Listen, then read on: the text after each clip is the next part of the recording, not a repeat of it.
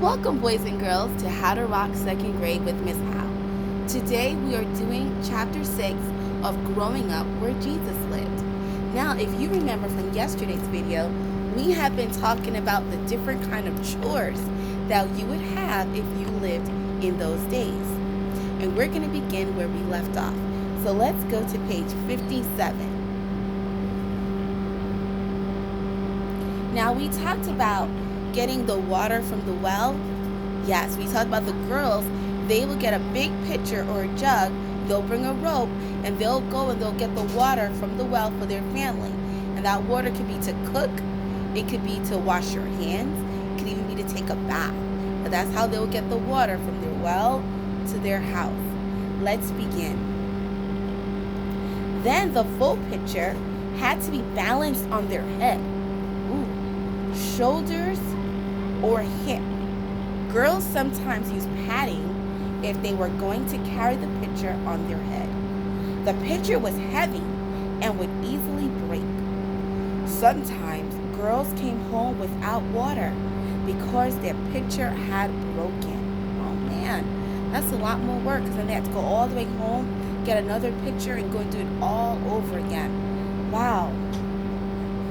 Your mother might ask you to get some embers to help start the fire for cooking dinner. You would take a piece of broken pottery and go to the village baker. The old ashes were raked out of his oven in the evening. He would give you some burnt pieces of wood that were still glowing. That means they were still very hot.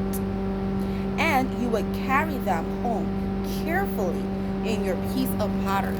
Do you know why you had to be careful? Well, you were using a piece of pottery that could be very sharp, and two, the embers were very hot because they were just taken out of the stove. Shifting the grain was another chore that children could help with. You would put the grain into a sieve, which would look like a basket with holes in the bottom. We call it a strainer. Yes, I use it to make pasta sometimes. I will pour the pasta into the strainer so that all the water will come out. Yes. As you shook the sieve, the good grain fell down through the holes. The straw or the chaff would stay on top, as well as pebbles and poisonous seeds. The good grain was washed and spread out on a sheet to dry, usually on the rooftop. The dried grain was then kept in a large pottery containers. If you were a boy, you might have the job of a shepherd and watch the family sheep. You would take the sheep to a safe place to eat and drink, and you would protect them from thieves and wild animals. Sometimes girls had the job of watching a flock of goats. Hey, do you remember a shepherd boy? Are you thinking of King David? I was thinking of King David. He was a little boy who watched his father's sheep. Back to our story. If your mother was making butter, she would probably ask you to help. She would pour milk into a goatskin bag.